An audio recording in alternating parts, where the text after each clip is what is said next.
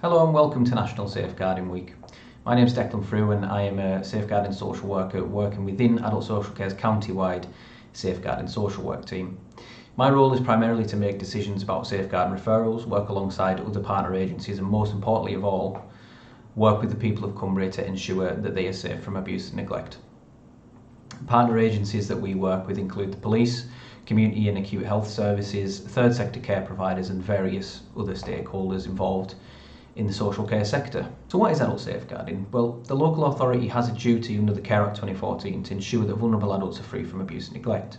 And that is the legislation that we as social workers work under when undertaking safeguarding inquiries. There's a 3-point criteria for that set out within section 42 of the Care Act 2014, which stipulates that the local authority has a duty to make inquiries where we have reasonable cause to believe that an adult, which in the legal definition of the word is someone who is over 18, 1. has needs for care and support, 2. is experiencing or is at risk of experiencing abuse and neglect, and 3. as a result of these needs is unable to protect themselves from the abuse and neglect. Abuse and neglect can take many forms: physical, psychological, emotional, financial, neglect and acts of omission, domestic abuse, modern slavery. These are all forms of abuse and neglect that are reported to adult social care on a daily basis.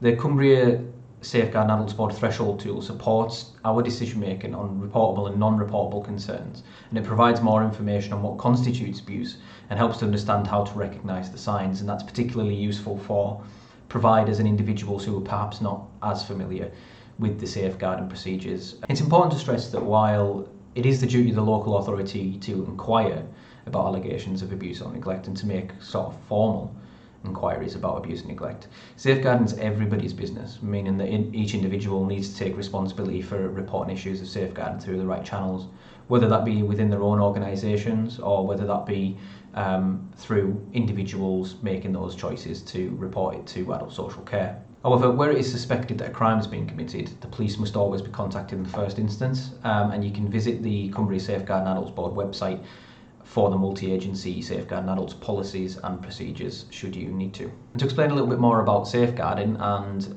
the principles behind it and how these are applied in sort of the real world, there are 6 principles of safeguarding which I use in my daily decision making, and other agencies will too who are also working under the safeguarding sphere.